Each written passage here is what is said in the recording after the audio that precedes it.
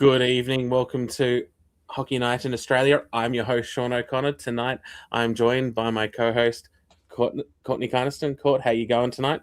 I'm good. And look who we got back. And we have our forever returning special guest, Andrew Macdougall. Doogie, how you going? I'm going good, mate. It's good to be back. I had a couple of weeks off to refresh, and now I'm ready to go. We're friends again now because we got you back on the pod. I did my suspension this time. Oh man, suspensions like crazy. Actually, speaking of suspension, someone actually brought up a stat. I don't know who it was today, but someone said that we've already had we had 70 suspensions last season in total, and we've already had 50 so far. It's halfway through the season. That's crazy. It definitely feels like there's a lot of suspensions every week. That's so much. Yeah. It seems like abusive official and stuff every week as well seems to be like just printed on the safety report. This is true, but overall though, it does. I mean, again, suspensions this week, I think they were pretty normal, but they were quite a lot. Yeah. Someone says that it's the sound is strange on YouTube. I don't know why that would be. Hopefully that fixes itself, because there's no way we can fix that. Yeah, we are not tech savvy.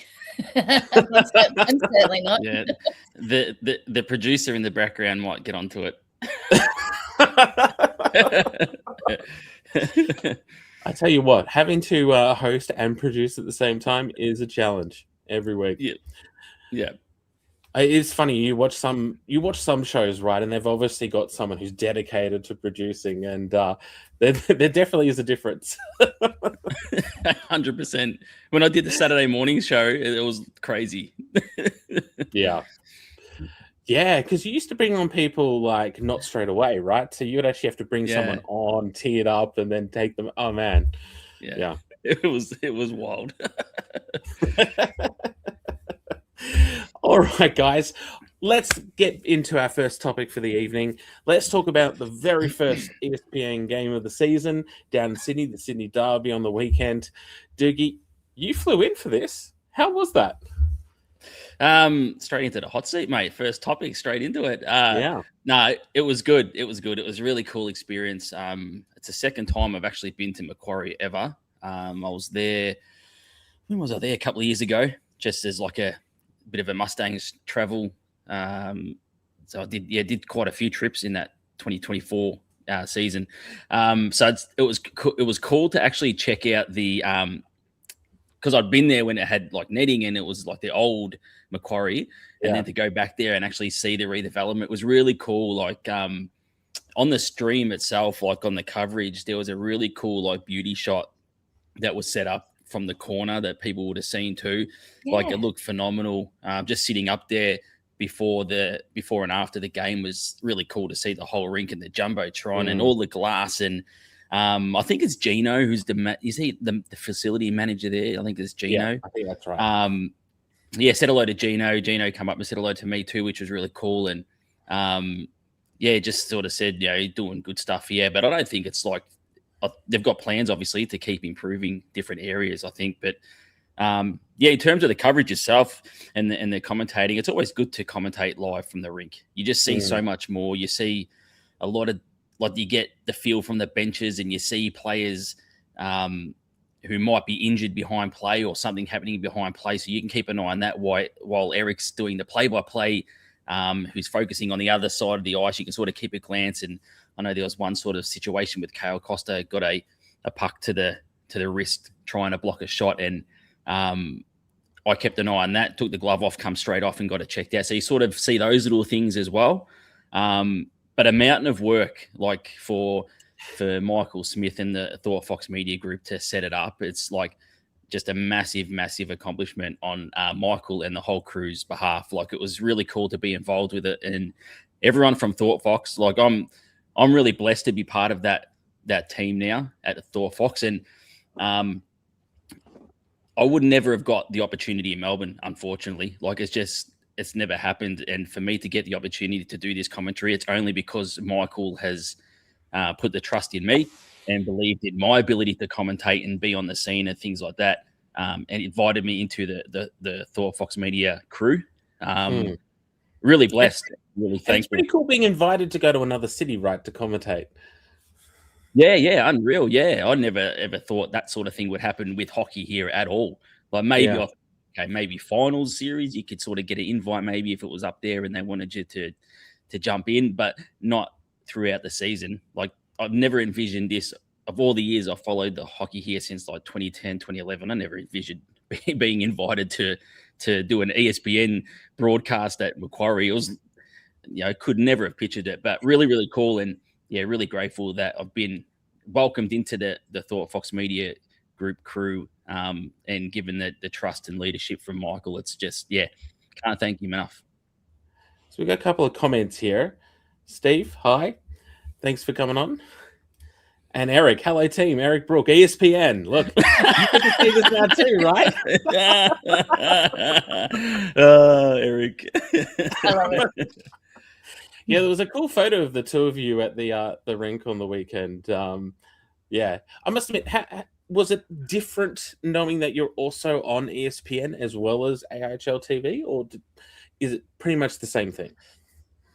It was pretty much business as usual. Myself and Eric, because we'd never called before or anything like that, despite being sort of in the same circles type of thing for years and years. We had a phone call during the week and just sort of had a chat about how Eric commentated, how I did things. Obviously, we'd listen to each other across AITV, and it was sort of business as usual for the majority. It was pretty comfortable. I felt like myself and Eric had a really good combination, dynamic, like vibe. We sort of really gelled well together. I felt anyway. Hopefully, it came across on the coverage like that as well. Coverage. And just a really cool experience. Yes, I do know that they had some audio issues on the ESPN feed for a while, but they seemed to get resolved, and then it was good. But you guys did really a good job from what I heard. Of course, I was at the pub as well, so we got here. Jason says Renzo. Renzo is the manager. Renzo, yeah. And G says going this weekend to see the changes. Yeah, so I've not been back to the rink since they've changed it. I'm interested to go see it as well. I imagine it's quite different to how it was before. I mean, that's what it looks like just based on the video. Yeah, it really is. It has like a hockey. It has like a hockey barn feel when you walk into the place now. Not so much. I felt like last time I was there, it just felt like a public rink type of thing. Yeah. So now when you walk in there with the glass and the jumbotron and things like that, you sort of get the feel that it's an actual hockey rink, hockey barn facility. You're stepping into an ice hockey arena, where I sort of didn't get that a whole heap when I was there for the derby a couple of years ago.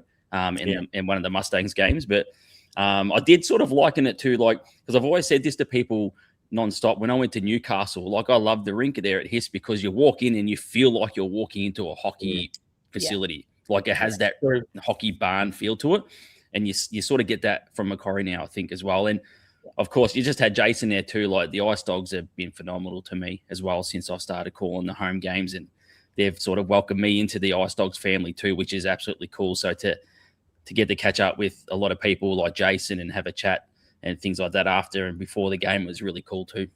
Yeah, great group of people. Yeah, but I must admit, so Sydney is only the second rink that we have in Australia that actually has a jumbotron, right? After Newcastle. Newcastle was the first. Yeah, because Canberra doesn't, and I don't think Melbourne has one. No.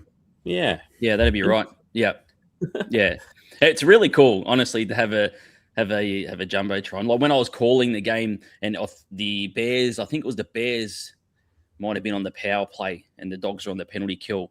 It was so easy with the jumbotron to actually keep track of how long the penalty kill unit was out there for the Dogs. So I'd keep looking up at the jumbotron, and then when they had a stoppage in play, we could put that across the coverage to say they'd been out there for a minute and 10 seconds or a minute 20. So jumbotron is really handy because you just glance up and have a look instead of sort of trying to look into the corner to see a scoreboard. Yeah, in Newcastle, it's much the same. Where our that like the commentators are up in the box, it looks straight at the jumbo. So things like shots on and just seeing what those times are, you're spot on, dude. You just being able to just look up from the game, capture the information, not have to go like, oh, it's all the way over there. So in the corner. Yeah. So it's super helpful. William says it's a massive improvement from the old netting. I think everyone would agree with that. Anytime putting in glass and all that, as opposed to having netting, is an improvement for the viewing experience. As much as you get used to the netting when you have it, like I remember years at Phillip, you get used to the netting, but once you don't have the netting, it seems a lot better.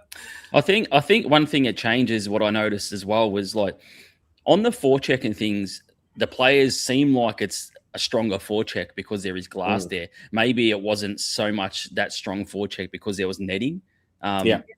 So like you're going to get those more legitimate, I suppose, hockey plays, I think, when you've got glass right around. And also the puck just goes out less. And like if it goes out, like, often you can actually call delay of games, for instance, which you can't do when you've just got netting. Yeah. So it does change the dynamic of the hockey. Yeah, and it obviously makes the game quicker too, because you can rim it off the glass and to clear a zone or something like that, or you can make a pass up and off the boards onto the glass and things like that. Just makes the game a lot quicker. Yeah. You've got a comment here about the netting penalty box as a character in Adelaide. Look, it is quite unique now. It is its own thing. I must admit, Adelaide is one of those weird rinks where they've kind of got combinations of like glass, boards, and netting. Like it's a bit of a mismatch of everything. And in some places, there's boards instead of glass. Well, they used to have glass.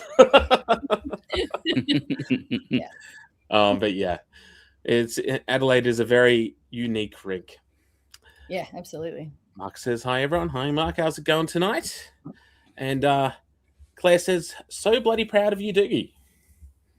Thanks, Claire. I was able to catch up with Claire and Daniel at the rink too, which is really cool. Oh, that's awesome. Yeah, terrific people. We do have another comment over here. I assumed all commentators were always at the game physically, so this is a plot twist.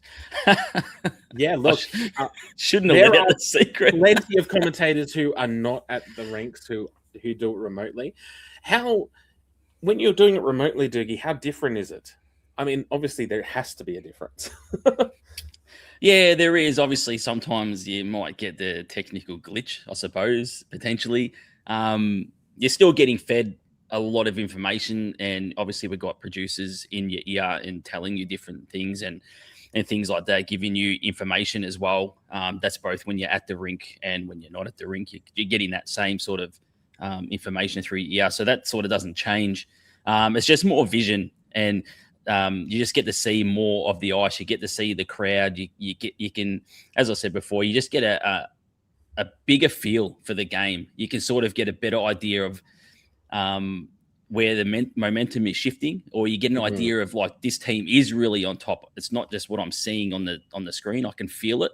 And then you can, like when the Ice Dogs started to come back in that derby, you could feel the momentum slowly shifting. Then all of a sudden they started to find the back of the net and then really started to get going. So those are the things when you're at the rink, it does change your whole commentary sort of perspective.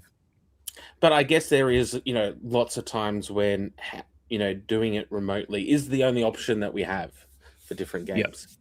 Yeah. I mean, that's been the case for both of us for the Australian Women's Ice Hockey League. Diggy and I had the pleasure of getting to do a lot of the Perth games. Diggy's in Melbourne, I'm in Newcastle. It's tricky because as we've said, they weren't flying you guys out to Perth every other week? Come on. I wouldn't mind though. I've never been to Perth. It's very much on the bucket list. It's just going to come down to, is it going to be the AI or the AW that gets me first? I think what it does, like that comment there, and the fact that they thought everyone was physically at the games for all of them. I think that's like a hats off to everyone that commentates remotely too, and the producers and things like that. That the quality is really good enough that people don't notice it. Yeah, that's right. Eric here. Doogie and I had a good comparison between live in the arena on Saturday and remote on Sunday. Our camera operators and directors are extra pairs of eyes remotely. Yeah, I mean, and that's one big thing. Like a lot of the production often doesn't necessarily happen at the rink itself; it happens remotely. So there is a lot of people that go into a production.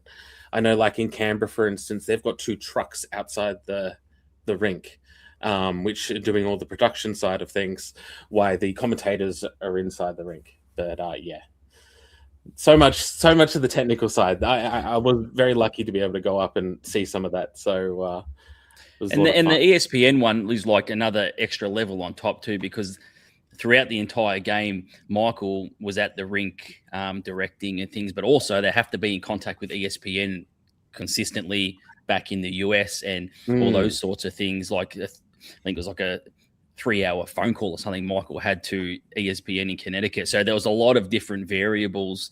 So yeah, hats off to everyone, like the whole crew, for getting it done. And really, it was in a short space of time. Courtney can attest to that. Like getting the news of ESPN and then you got to have the right specs and you got to appease what ESPN want and getting it all done. Like it was crazy stuff. And like Claire says, it takes a village. She says, level the people who do this, and I can still watch. Look, yeah, that's right. There's a lot of stuff that goes on behind the scenes to enable everyone to watch. It's such a, I guess, such a different place to be in now, considering like 10 years ago, we just had some people on radio, for instance, for most of the games.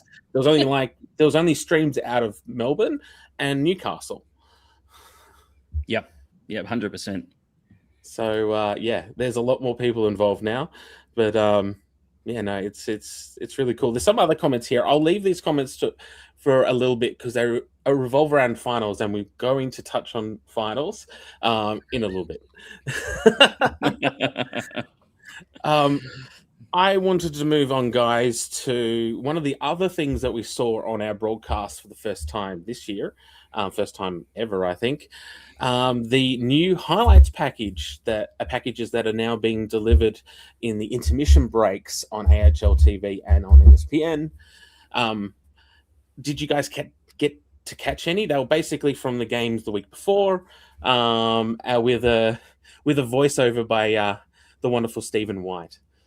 Yeah, I did. I love it. I think the little touch of the voiceover is something that I've seen Doogie do so much, and it's really impactful. So when I saw it, it grabbed me. I was like, "Oh, what is this?"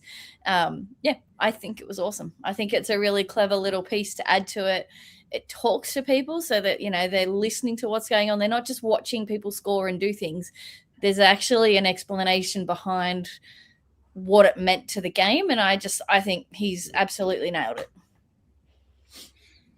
Yeah, I think it's great, like, to instead of just having like stream will return in whatever, like it's just sitting there. I think it's great after you go through the sponsors. I think it's really cool to have the highlights because, as we've sort of talked about as well in our little group chat, sometimes you get caught in like that echo chamber of thinking that everyone is like us where they watch just about every game. So some people might not watch every game, but now during the intermission, they might be able to catch up on some of the goals and the action from the games that they might have missed. So it's really cool. Yeah, I was thinking this because there'll be a lot of people out there who literally would just watch their team, right? Yeah. And now they will actually get a chance to see a little bit of what else is happening around the league, which otherwise they would never see. Yeah. Not everyone's as crazy as us and watches replays of everything from every weekend, which we talked about today off air. Although, again, I think the actual league socials have been very good at also posting up videos quite quickly on the weekends as well. So that's also been good. Yeah, I agree. What's this? Why did 88 from Mustangs get... Okay, suspensions. All right. We can touch on this quickly. My understanding is that it all comes down to the situation. So I believe this is Robin, right, Rob? Yeah. And he's just 5-game suspension for physical abuse. So it falls in the same category as Joey Hughes's physical abuse suspension, which occurred around an altercation, which is different from when it's not an altercation. So the actual severity of the penalty is much less. Yeah. But still, 5 games is still a lot, especially Yeah. this time of year. Like we're in the sort of heartbeat of the season. And he's such an important part to the Mustangs, so they will feel that suspension and not having him. Just to build on what you said, Sean, I just want to add to that. It's where in the rules where it falls, it was because he was trying to get through the official to keep fighting who he was going after, as opposed to skating up to an official and bumping them and knocking them. It's when you're reaching through. I guess it's just that form of the contact that's happened because he's trying to reach the player. And one of those things that, 100%. I'm not surprised people are confused because really that happened so early, like the Pansino one happened so early in the season and it kind of set the bar and it set an expectation. So the reaction to the varying penalties is not overly surprising because, under one rule, there could be like 10 dot points. And then it comes down to which dot point does that specific instance apply to? And then what suspension is actually linked to that dot point. Like it's it's a lot. Yeah, there's a lot into it. But we do have a couple of comments in here about the highlights. It's great to see the highlights from Mark. Andrew says Dookie is the new Stephen A. Smith. Jesus. Oh, Jesus. And Eric is talking about Slapshot 83, which was a production at Macquarie in 1983, was an ABC production with 35 people. A normal Macquarie game now is 6 people. So, there's a lot of work to go around. Not that many hands, but still, there's quite a few people there. Just on Eric's comment, that's just another sort of Thought Fox shout out. The way Michael has automated all of the systems to run, like for a director, the way he set it up to push the buttons to make things happen. There's a reason it can be 6 people run it so effectively because of just the system he's built. Yeah. It's pretty amazing. And it takes time, and this has been perfected over many years now, right? He's been doing it a while. And here we go, Aussie hockey ref. Let's bring in PK Savannah and Mark Messier for the intermission. And Daniel, Mr. ESPN, Michael Smith. Look, there's going to be a lot of people involved from the different production companies in this, but he's doing a great job so far. We're going to touch on again a bit later in the preview about this weekend's ESPN game. So I think that's another big one. It should be a lot of fun. All right, guys, let's move on to a bit of stuff a bit more broadly about from the weekend. So it was the mega round. There were all teams involved, 10 games in 2 days. There was a lot of hockey action. There was a lot of hockey action at the same time on Saturday, which was interesting. First regulation win for Adelaide. How did you guys see Adelaide's weekend? They did split in the end. I was encouraged, and I've said it on the podcast before, having all 10 teams competitive makes the league more interesting, and having them all competitive makes the season last longer for all of the teams. I think I touched on it last week that, I think it was the 2024 season, the Ice Dogs were out by this point, and it was just really crappy for them.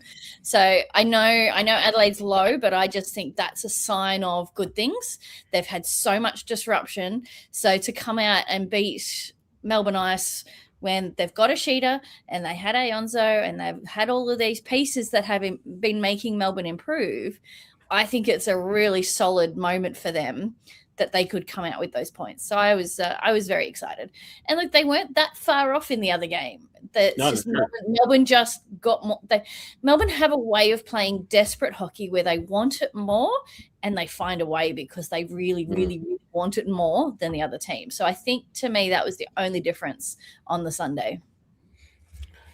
What do you think? Yeah, the Adelaide win was pretty high up in my weekend's highlights. That, and I thought the weekend from Newcastle was really, really, really special. I felt just getting to commentate the Sunday game for the Ice Dogs in Newcastle. They're a really good outfit. Newcastle. They're like they know how to get the job done. They know when to. It was like, I think I shared it in our chat. Like there was a part there where Manwaring late in the game was not overcommitting on the forecheck, sort of pulled up at the blue line, stayed in the central in the neutral zone, pointed to the other two forwards.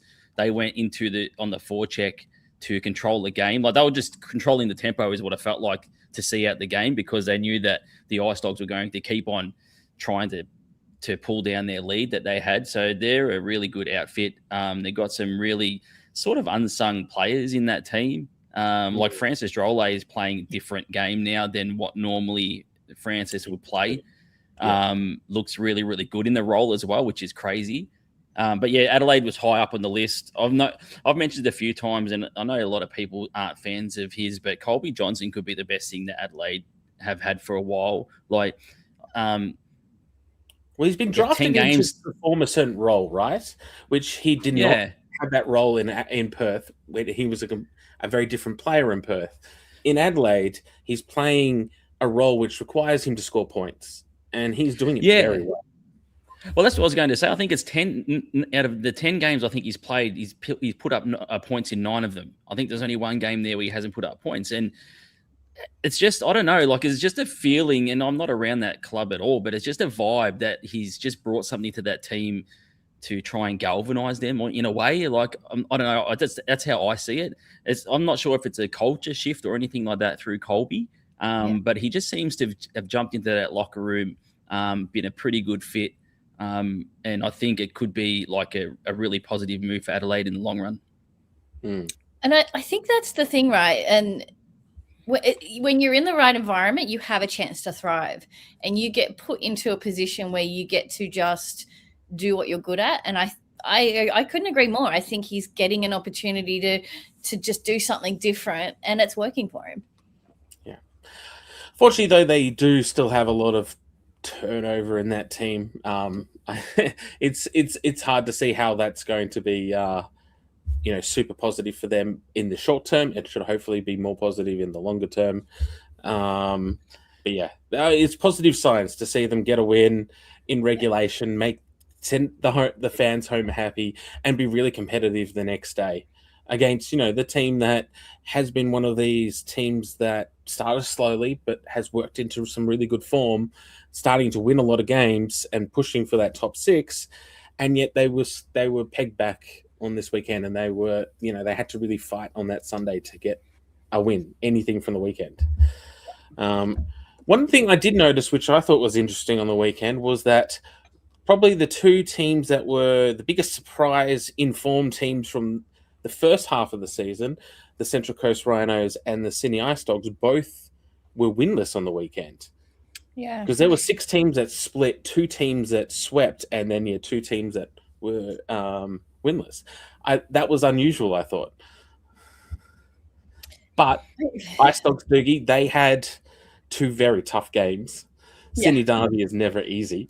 And then, they had Newcastle as well. So it was a big test for them. And I think they're still recovering from not having Shane Hanna in their team.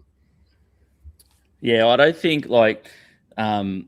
people can underestimate how big Shane Hanna was for this team for the start of the season. I think both in the locker room, around the club, and also obviously on the ice. And I think they're trying to find that. And obviously Dunn's come in, looks pretty good. Big person.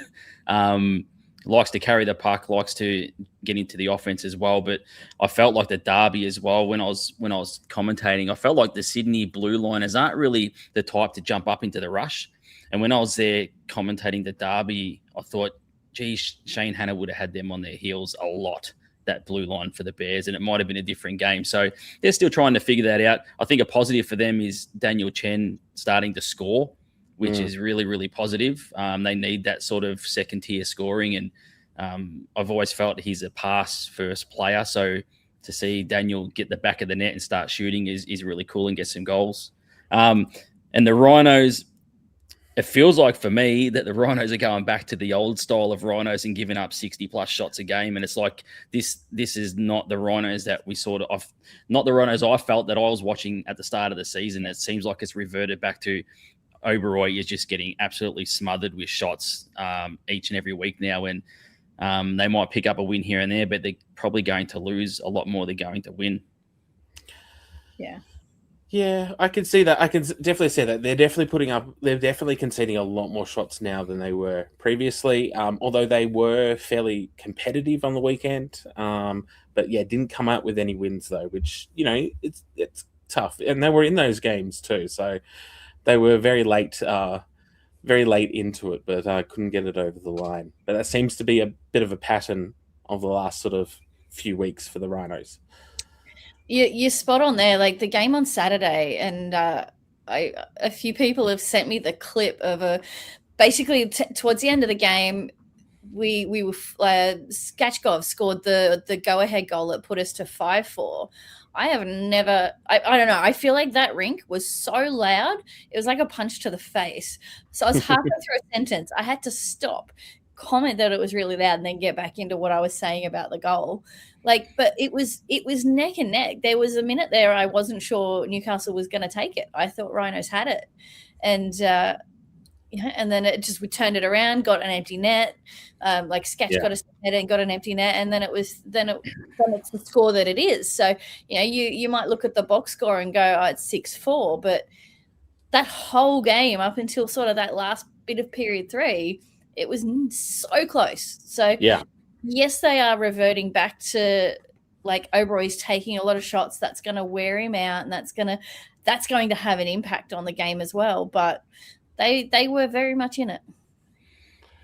Yes, we got a few comments on here. Daniel says, was a weekend that hurt the Rhinos. It's so close in the mid-pack, so getting points is imperative, 100%. You saw this by the end of the weekend. The Rhinos started the weekend in the top 6, and they ended outside the top 6 because that mid-pack is so tight in this league. To sort of I just want to say, to be sort of fair to the Rhinos in one sense, they've gone 2-8 in their last 10. So that's why they find themselves outside of the top 6 now. But when you think about the players that they're lost as well, Buvan and Cantor and things like that have gone out the side. So that's shaken up the team as well. And like a lot of people know by now, there has been a little bit of off ice issues too. People in and around the club. That's not anything that people don't know about. I was involved in that. So there's a lot of things that have happened recently with the Rhinos, and it could all be just culminating into things aren't sort of lining up properly, because I've always been a belief of strong teams are both strong on the ice and off the ice personally. That's when you see the great teams sort of rise up and be in finals and things like that. So there's a lot of work to do. 100%. And we do have Mark here who said it also equally. The Rhinos versus North Stars game was a cliffhanger, and it was the loudest crowd I've been in. And, that's amazing, right? It's amazing to see, rinks packed and really loud. Yeah. And getting louder. They're getting more into it. So it's pretty fun. 100%. All right, guys. There are so many comments coming in. I cannot keep up with all of these things. Let's move on. I did want to touch base in case people haven't seen it. Hopefully you have. Jake Riley did get hurt on the weekend. He did post a video the other day that he is okay and recovering. It was a big hit. But one thing that popped up about that, and we did touch base on this just before we went live, was the one thing I thought was weird in the coverage was that they kept showing, they showed replays of the actual injury more than once. How do you guys feel about that? Do you feel like it's something that you show live and then you don't show again, or are you comfortable with it being reshown? Doogie? I've always thought I've never been involved in high level production like Channel 7 and things, but I've always been of the thought if it's a serious injury, they've sort of never shown it.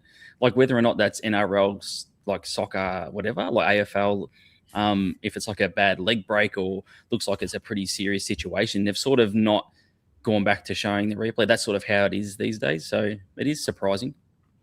I don't think replays are necessary. We have touched on a few, it would have been maybe a month ago now, it's just a podcast from weeks ago, that the AIHL won't review something that happens in a game unless it hits the stream. So based on that knowledge, and I wouldn't be surprised if all production companies know that, I think it's reasonable to show the incident, but show it once. You don't need to repeat it. And the moment that I really learnt sort of that from the production perspective was, it would have been a couple of years ago now. It was Hamish Powell and I think Matt Harvey in Phillips. So it was North Stars versus Brave, and the pair of them went at it.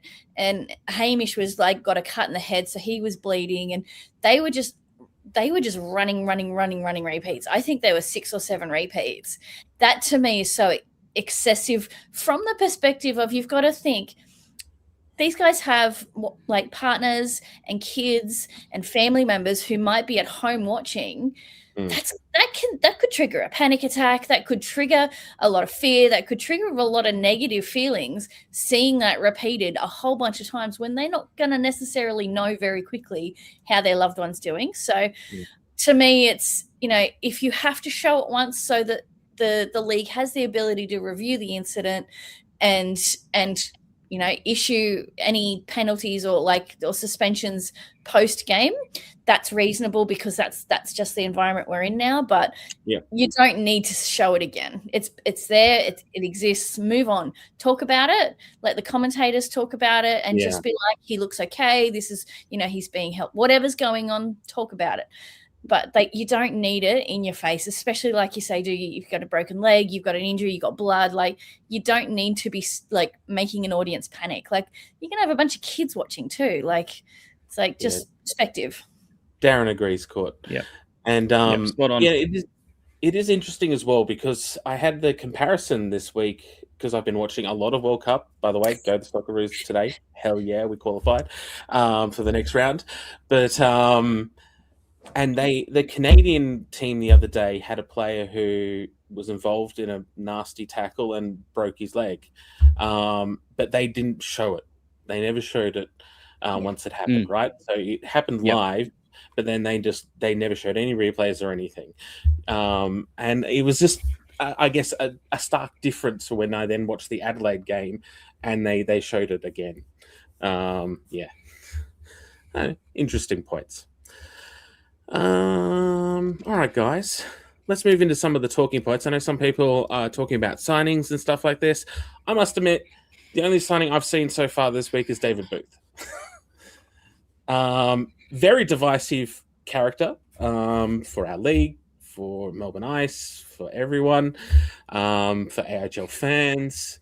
Court, what are your feelings first on the David Booth signing for the Ice? I'm going to do it. I hate it. I actually hate it.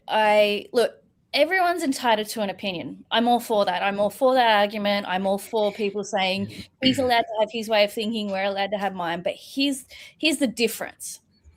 You can have an opinion and be a good person, but you can also have an opinions and go out trying to make other people's lives miserable, trying to tell them that they shouldn't exist, go out and shoot animals with crossbows. I'm sorry, but he is not in the category of being a good person. So, sorry, Melbourne Ice fans, not sorry. I'm just going to put it out there. There's a big difference. He cannot like the LGBTQ, I can't say it. He cannot like the Pride community. It's fine. If you don't want to be involved, fine, keep your distance. But you don't have to go out of your way to make that community feel bad for existing. That's me. That's fair. Diggy, what about you? How much time have you got, mate? Well, the caveat with me is that people probably know I host a Pride and Puck podcast. So I do a lot of things with the queer community. I'm bisexual myself, right? So I play for Southern Lights here in Melbourne, an inclusive hockey club that welcomes everyone, but especially the people from the LGBTIQ plus community. The privilege of being a cishet white guy, I guess. You just get given these opportunities when you continually show who you are basically to the world. And a lot of people want to hide behind this belief mechanism. Well, these are his beliefs, and he's allowed to have his beliefs. You're allowed to, but there's also consequences in life to things that you do. And I will go back and say there was also once a time where Black people around the world, there was a belief in society that they weren't allowed to play sport. They were segregated from community. They were segregated from sport. They were segregated from voting. Women were segregated from sport, segregated from voting, segregated from a lot of things because that was a societal belief. Why there should be people should be able to be hide behind a belief that they don't believe that queer people have the right to exist in a hockey space. I don't buy it at all. And I've been told with this signing, especially from someone who is in like a coaching position, that they don't want to have an opinion there, Switzerland. And I find that rubbish because the standard you walk past is the standard you accept. And I just believe that these are the things that you do because you just want to win a shiny cup. And I think we should be a much better community in hockey. And especially when the Australian Ice Hockey League, the Sydney Bears, who else am I missing? I've seen Canberra, I've seen Brisbane. They want to lean into heated rivalry. And then you want to go and invite someone like David Booth into your competition. It just flies in the face of being inclusive and accepting and making sure you're setting a standard. So that's me coming from a bisexual person's position and someone that hosts a podcast that talks about no celebrities, but people who play queer hockey and are just ordinary people who are part of the community, and they find acceptance, they find sport that they never would have done before. Go and listen to my podcast. I'm in season 4. Tomorrow will be episode 38 from people all across the world, Australia, Sweden, Canada, the US. Go and have a listen and educate yourselves on the challenges that queer people have gone and fought through just to be accepted and to play sport and be welcomed in hockey. And then you're going to accept someone like David Booth because you want to win and you hide behind belief, when history has shown that belief is something that, as I said before, Black people, women, disabled people as well, still going on today, finding a way into sport. I find it rubbish that you hide behind belief because you want to be a bigot and go against a certain community or a minority in sport. So that's my spiel as a bisexual person and someone who hosts a Pride and Puck podcast talking about queer people. Thanks, Doogie. Look, and this is the thing. This is what happens. This happened last year. It's happening again this year. There's a lot of people that fall on either side of the fence on all of this, and it creates a lot of division within the community, which is something which, Doogie did touch on it, and it's right in the fact that teams are trying to build inclusivity, and then this kind of goes against that. It kind of creates unnecessary conflict. It's an interesting signing. I just, as you say, I think definitely signed for the reason of wanting to win hockey games and wanting to win a cup. Can I just say one thing, Sean? Just one more thing and I'll let it go. No, that's okay. The thing about beliefs, right? It comes from a Christian belief. That's where it's formulated from with David Booth. Yeah. Someone like David Booth doesn't want to put on a Pride jersey. We've seen it in Fife. It created all sorts of drama where the jersey itself was going to charity to help queer people that are disadvantaged. That's where the money was going to. These jerseys are getting auctioned off. For a warm-up, David Booth could not put that jersey on. But we, as hockey fans, are supposed to accept, and I don't care, they can do that because I know plenty of people who are Christian, Muslim, whatever, that are accepting of everyone, right? It's only a small pocket. But he doesn't want to put on the Pride jersey. But we as a hockey community and fans are supposed to sit there and watch 3 players kneel at center ice and say a prayer afterwards. If we're throwing it in your face, don't throw it in my face. So it should be a blanket thing for everyone then. If you don't want to be inclusive for Pride Night, then don't be inclusive for anything else. Yeah. So there's what Courtney said. You can be anything that you want, and you can be a good person at the same time.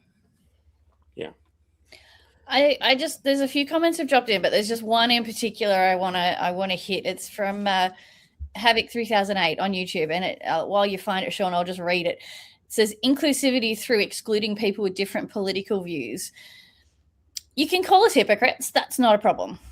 Go for it. That's your opinion. But Doogie just repeated my point, and I just wanted to say it again. It doesn't matter that he has different political views. Most of my friends have different political views to me. That doesn't matter because they still treat me with respect. He does not treat other human beings with respect. And that's the difference here. So it's not about him having a different view. It's about how he behaves. Well said there, Courtney. All right.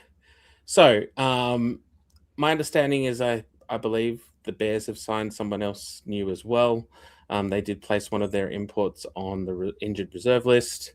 I don't know who it is. I haven't actually looked at it yet.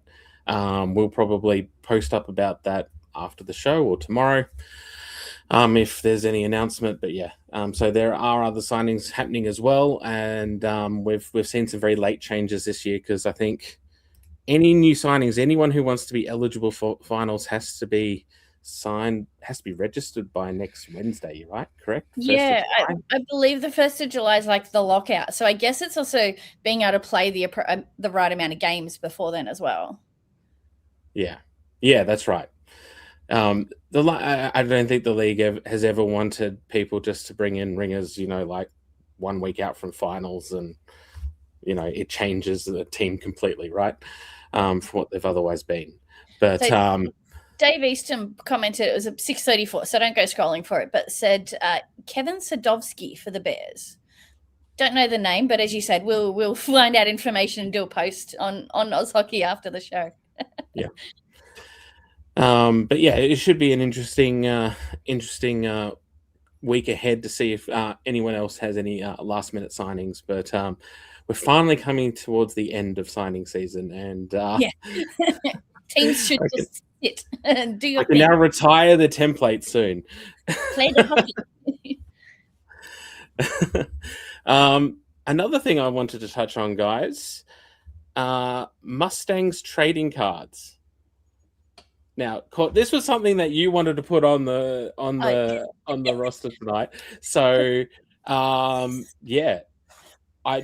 there's been a lot of talk in the community recently about wanting AIHL trading cards.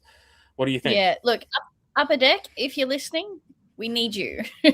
Get on it. We need trading cards. Honestly, it comes up every year, especially in North Stars land. It's like someone wants to create them, someone wants to design them and sell them, and it is such a hot topic. There is a market for it, and I think ideally, to me, this is something the league should do, and then create in a way that can be distributed to all teams. And I just think there's a market for it. So, I think there'd be people out there that with any hockey cards, you're getting a mix of teams. I don't think it needs to be you can have your team's cards only. I think it should be, Upper Deck, get on board, give us a mix of players from everywhere. Please. Yeah, Dave says Adelaide also does trading cards. And I'm pretty sure Mustangs have done trading cards in the past as well.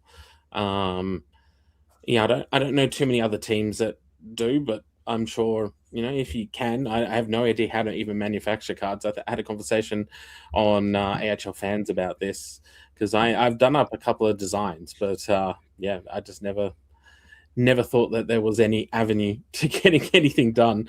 But what we need to do, Sean, is after the show, go and start researching how we get in touch with Upper Deck, send them your artwork and be like, we're ready. I don't know if my artwork's the best. I'm sure there's people that are better at me than doing up trading card artwork. I literally did it for graphics. So there you go. Doogie, what are your thoughts? I agree with Court. I think get the league to actually have official partnership with Upper Deck or something, because it seems like trading cards are they're sort of back. I don't know. They might have always been around, but I remember when I was a kid, they were huge in the 90s and stuff, all sorts of trading cards. But it seems like they're back. So jump onto a partnership. It's just about another collaboration, isn't it? To get the sport out there, get the league out there, and make a bit of coin maybe. So yeah. I think in the garage I've still got a box full of old rugby league cards from the mid 90s. Yeah, yeah, absolutely. I remember yeah. as a little kid going out and buying, using my pocket money to buy cards with. So, And once you've got it running, like as Courtney was saying, you could have like each year, you could have like rookie cards, you could have all sorts of things once it's sort of humming along. Yeah. Yeah, you can do like a special like holographic version for all the players that have hit 300 AI games, and you can get really creative with it. Claire, stop, collaborate, and listen. Why did I sing that in my head? And Craig, cards are cool. Yeah, look, there's a lot. I think there's a lot of people that would love some trading cards, and yeah, Mustangs trading cards is brilliant. Those dream come true. Look, I'm sure the whole league would love some trading cards, because players and all that would love it as well. To be able to have themselves printed on a card and whatnot, and that would be pretty cool. Let's move on to probably the next big talking point of the night. Finals, guys, sold out in 15 minutes. What the hell? I have never seen sales like that before for finals. What did you think? I haven't got a ticket for the finals, but I'm as I said today, I'm content with watching it at home. I'm more than happy to let people who are wanting to fly from Perth have their finals ticket before me. I'm cool to just sit on the couch or watch it. I'll try and get a ticket for Sunday, but I don't want to be traveling up and down to Melbourne. But it was quite funny. I was talking to Michael Smith today through messages about finals tickets, and I had reminded Michael, and Michael went and bought tickets. And then when I jumped on, it was just about gone. So it was quite funny. But I can't believe it was like so quick. Well, I started getting some messages from different people who were just like, is this right? Or is it the site that's broken? What's happening? And sold out so quickly. Court, what do you think? I think it's awesome. I'm not super, like, I was shocked it was so quick, but I'm not shocked that it sold out. I think that's inevitable when we're seeing games are selling out all around the country. I've been a bit blown away this last week because North Stars have sold out every home game for the rest of the season. So it's kind of just a thing that's happening. And I guess people are just hungry for finals hockey. Finals hockey's fun.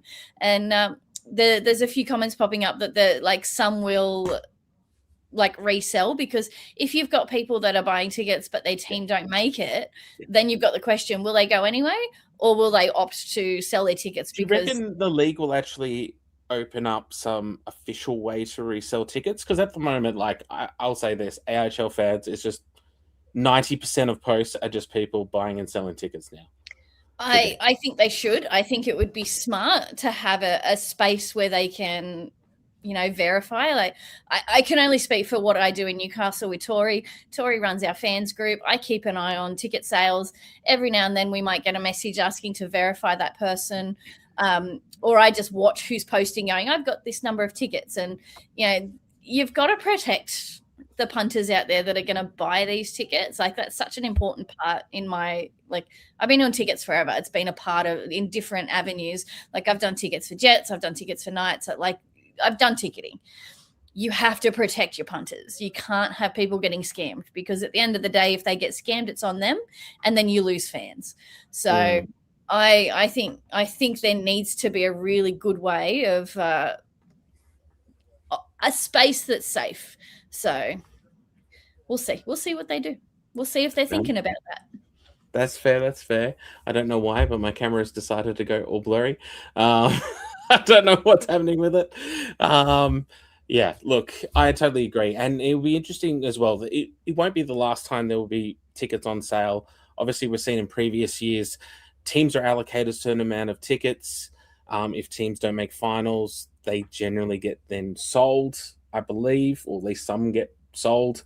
So there will be another chance to buy some tickets. And as you say, there probably will be resales as well. Because, at the moment, you've probably got people from every team buying tickets. So it's going to be crazy, but it's going to be so much fun. And this year, especially now with it being so popular, there's probably going to be a lot of people going to finals for the very first time. Yeah. I hope so. You've been to finals before, right?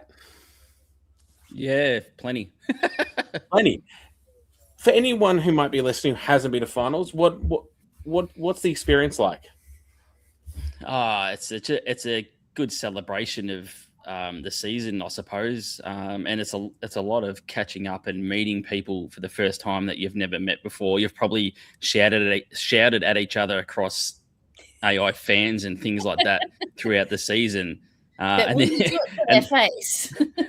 Yeah, and then you'll get to meet them, and it'll just be like a bit of banter, as most of it is just a bit of fan banter. And yeah, you just get to catch up with. I think it was last season, Courtney. We were at the hotel, me, you, and a couple of Mustangs and a group of Newcastle North Stars, and we're all sitting in the lobby having a chat till the whatever hours it was, and just all that sort of stuff is sort of it's a big celebration. You sort of feel the vibe too, like it's finals and it's like a carnival type thing. So it's anyone can get to it. Yeah, get to it. Yeah. It's a big atmosphere. Like I said before when I was commentating last week that the sound of the crowd was like a punch to the face. It's that, but the entire game. And there's something different about being at a sporting event where it's like the movement of the crowd is in the sound of the crowd. Like you can feel the sound, if that makes sense. It's like, I love it. I won't miss it again. And I get to be there and try and capture snippets of it for our platform. So I'm so keen. I think Eric has this right on things. Finals is like Scout Jamboree. It really is. Like, and it's interesting because, while we have lots of new people coming here, there's still a lot of people who've been here for a very long time that we have interactions, whether it's on this podcast, for instance, or any of our different podcasts that we've had before, in the comment sections or on AHL fans or whatever platform it is. And then you actually get to meet people in real life, which you don't normally get to see. And it's a real community event. I'm going to just put it out there now, and I will remind you, if you see me at finals, come and say hello. Love it. I want you to come and be like, you're Courtney from the podcast. It's great. I love it. Come and talk to me. Just don't come with like problems that you expect to be resolved right there and then. But if you come and none say of us hi, work for the AIHL.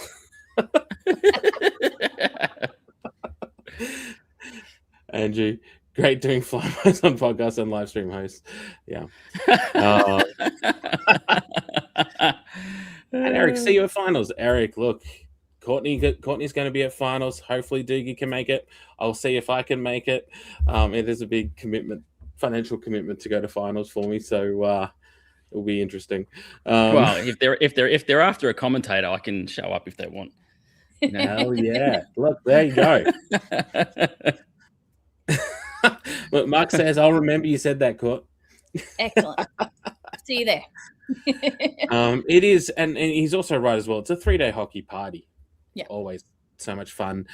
Steve Miller actually does bring up a good point here about, although finals are sold out quickly this season, the league experiencing record crowds, it's still hard to justify a much bigger facility just for finals without being able to support it for the entire season. Big costs and risk to set up Rod Laver Arena, etc.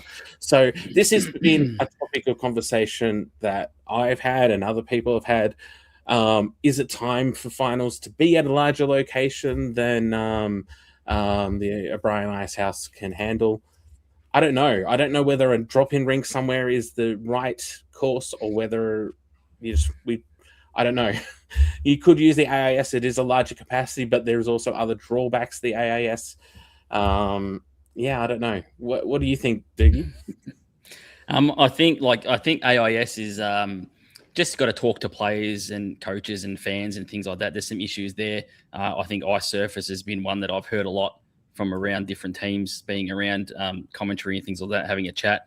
Also, AIS is like something like 8 meters shorter than O'Brien, Hunter, the Rhinos, Macquarie, and it's also 5 meters shorter in width. So it's a lot smaller, the rink. So you got to take those factors into it. When people just say, go to AIS, well, you want to have the best facilities and the best ice surface and the biggest ice rinks you can get type of thing as well. Rod Laver, I personally don't think you would sell anywhere near out at Rod Laver across 3 What's days. the capacity of Rod Laver? Like probably 20? about, I don't know, 15,000 to 20,000, something like large. that. What's the other one again? The old Vodafone Arena? I don't know what it's called nowadays. Hisense. Is it Hisense? Yeah. So I'm not sure. I don't know what the capacity of that is, but yeah, I think it's something like an AIS would work, like a sort of 3,000. I think that would really work. But I think anything bigger than that, I think it's a bit of a pipe dream anyway. Like you're probably going to have a lot of empty seats and things like that. Dave says John Cain. Yeah, that's what it's called now. John yeah. Cain. And it's interesting. It might be something, again, that if we could get into a facility which is appropriate to get into, which had 5,000, if that goes really well, then you can go, yeah, now we can look at somewhere a bit bigger again, because obviously the demand is there. And that's actually something, that's actually something I think we've seen in Canberra, at least anyway, was that, yeah, there is a lot more demand for hockey. They drastically increased the capacity of crowd capacity, and people snapped them up pretty quickly. So I don't know. It's interesting. It's definitely something to build to. I just don't know if it's going to happen soon. Courtney, you're on mute. Sorry. I agree with Diggy completely. I think, the AIS is so close to being ready. It's just you've got to put the length and width into the right dimensions. The problem, the actual physical constraint of that arena. Like you can't fit a bigger rink in. You could probably make it wider, but you definitely cannot make it longer. Yeah. Okay. But even so, the seats is a great capacity, but you've got to be able to the guys need to be able to play on it well. And the feedback that I've heard, and maybe it's improved as the season progressed, is that it is soft, crunchy ice. So it doesn't take long, especially at this level, to chop it up. And when the ice gets chopped up, you skate slower, the puck moves slower, and it's not as good hockey. So if they can get even the ice surface itself right, at the end of the day, we want to go to finals to watch good hockey. And the ice surface at O'Brien is excellent. So that is going to generate good hockey. And I think that's important. I think the thing with O'Brien, it's still the best facility in terms of a dedicated hockey facility. Like you're talking about change rooms for players and officials, for physios, for everything like that. It's still by and far the best facility in the country. And unfortunately, that's what I've always said. Like if this facility was in Newcastle, let's go play finals every year at Newcastle till there's another facility that's better than O'Brien. So that's sort of the way I look at it. Yeah. This is a good comment here from Eric Barnley here. Play in Hobart. I don't know how that the game's going to go down there, but I have there's been lots of stories recently, updates about a new rink for Tasmania and all that. It'd be interesting to see if that ends up coming off. But we've all been around for a while. We've all seen plenty of news stories about new rinks here, new rinks there.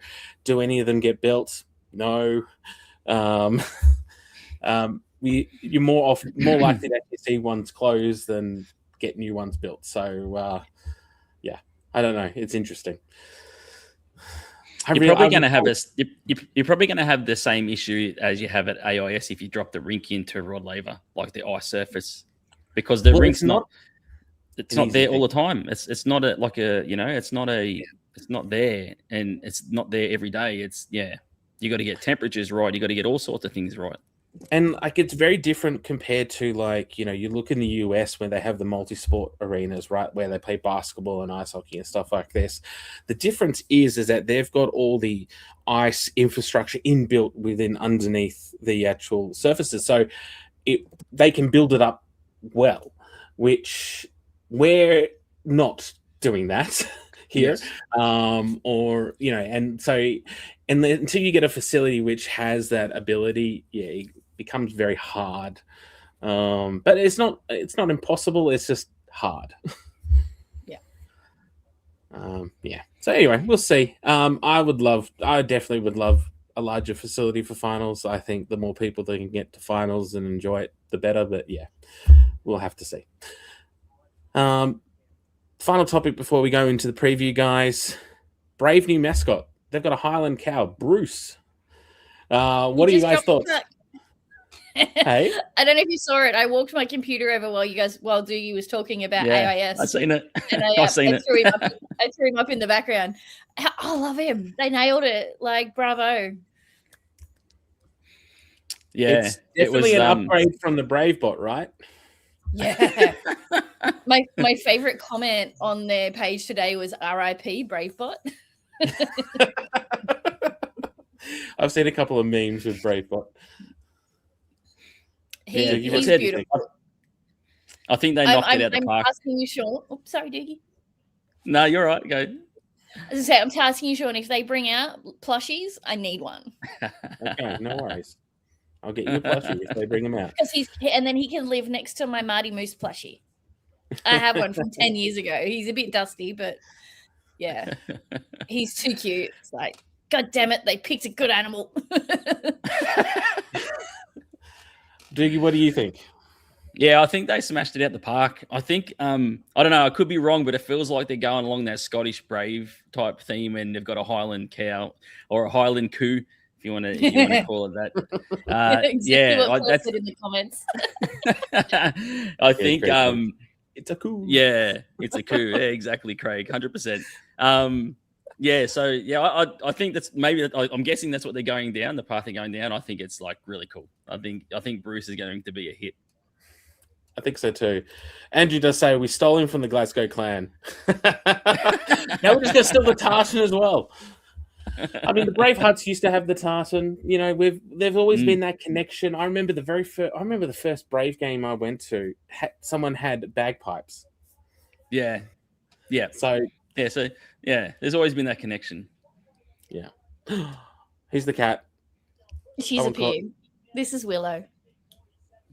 You just ended her 2-week trial from the rescue. She's officially mine. No, hey, good stuff. She's got a little spot on her tail. And I'm obsessed with it.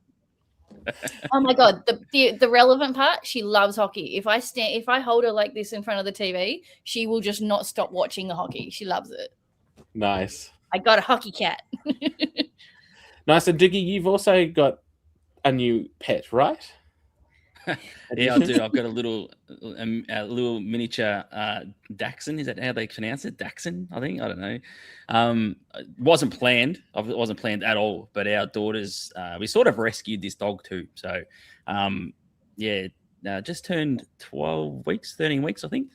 So it's sort of our it's our daughter's dog, but little bundle of joy, bit of a terror, and the zoomies nonstop, and yeah, it's good. It's good fun. That's cute. Well, yeah. So anyway, it's been an interesting week. Obviously, new mascots, exciting for people. I will give a big shout out to Tristan and his original tiger.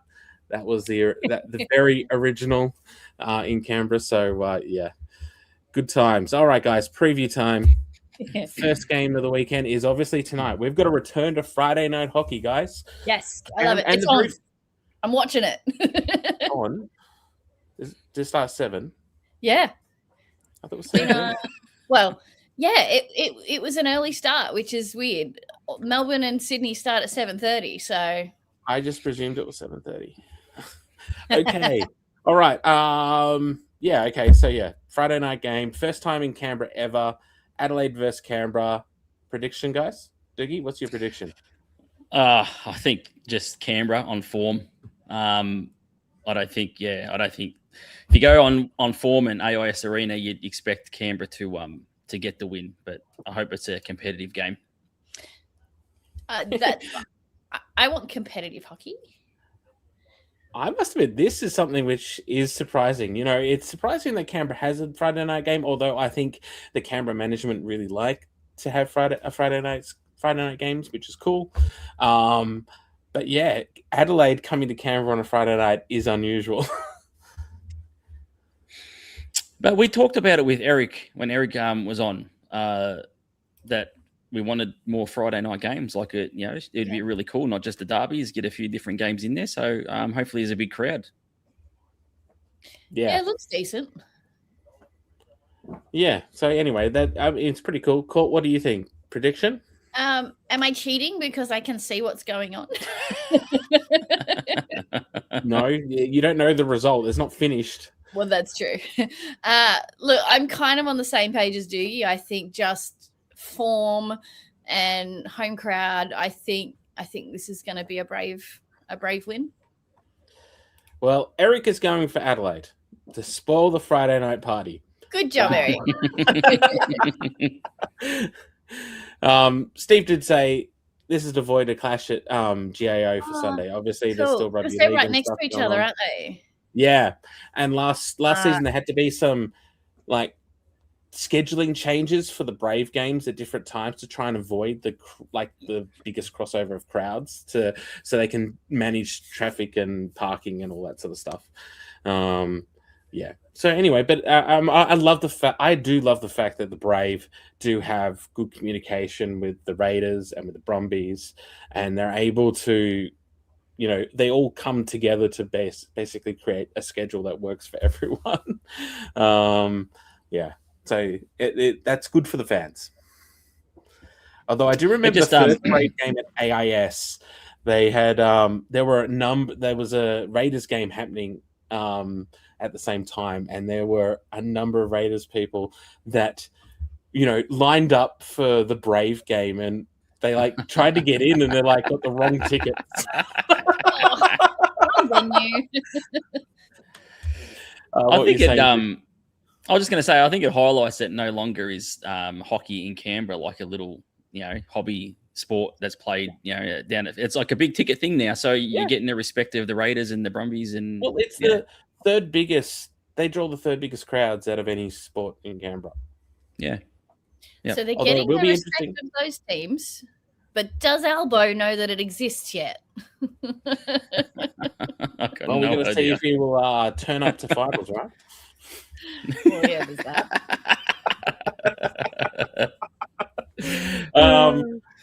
That is true. All right, guys. ESPN game this week is Saturday's game tomorrow. Mustangs versus North Stars.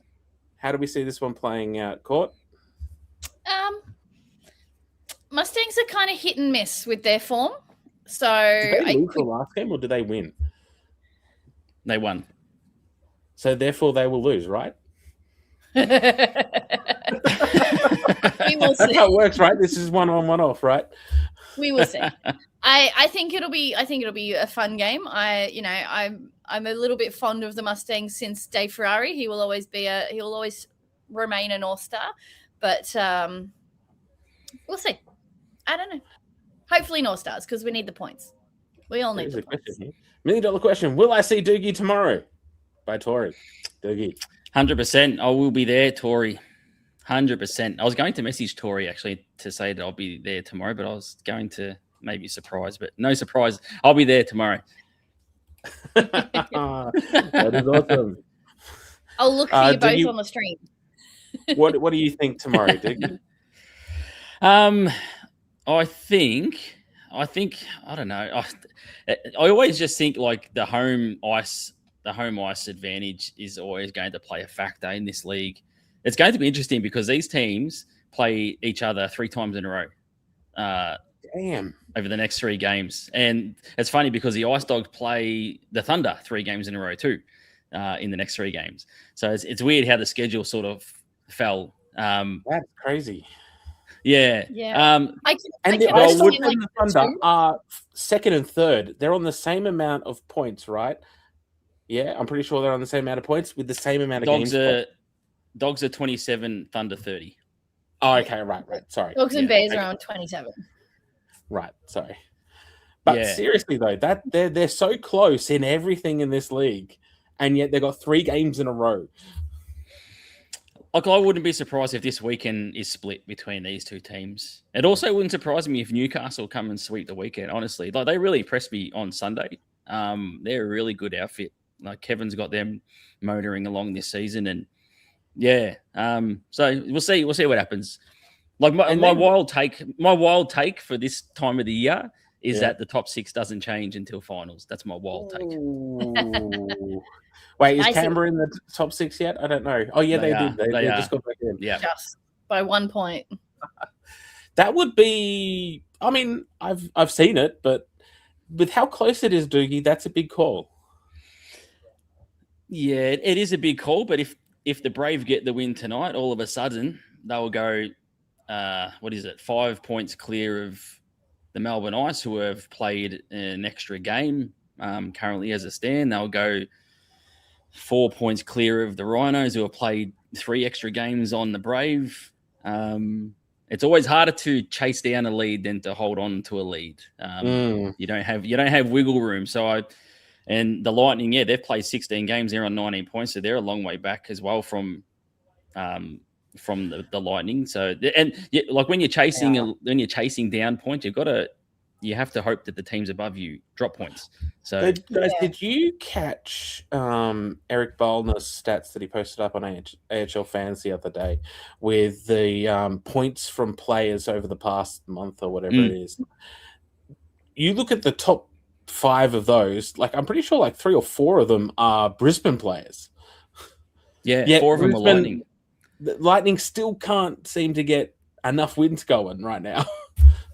Yeah. Their form's been pretty good, I think, over the last in June. But it was like, those 4. I was surprised too that they had 4 players in the top 5. It was crazy. And Hobbs has just gone like crazy. Like he was like, I'm outside the top 3 scorers in the league halfway through the season. Unacceptable.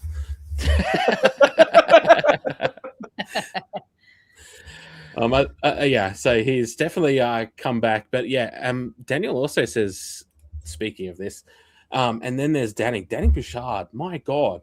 First player to 50 points this season, followed by Tanner Hops. But he is just on fire for the Rhinos. Yeah.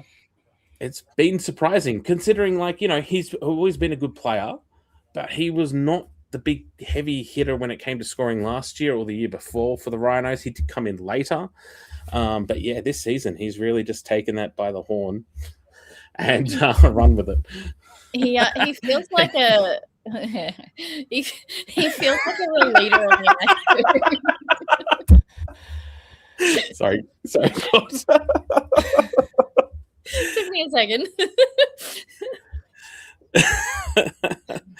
Anyway, point being, he feels like a real leader on the ice too. Like the way he's performing, and I think he's just such a crucial part of the team this year. He's doubled his points from last season. But the other thing that he's changed this season is that he's become a goal scorer now. Like he's not just someone who's there to help sort of maybe set up a play or be on the end of an assist. He's actually scoring goals now. Like that's a big bump. 100%. And it's a big difference, right? Because there are lots of players who get lots of points in this league who mainly do assists. Like I think of Erdogan on the Melbourne Ice, for instance, big assister, not as big a scorer. Felix Plouffe on the Thunder, again, he loves apples like crazy, but he doesn't score a lot of goals. Then there's the players who score heaps of goals, like Kikisaka, Tanner Hops, and Danny Bouchard is playing that role this year. And it's big for the Rhinos to have someone like that. It's the kind of player who I feel Adelaide have been missing this year.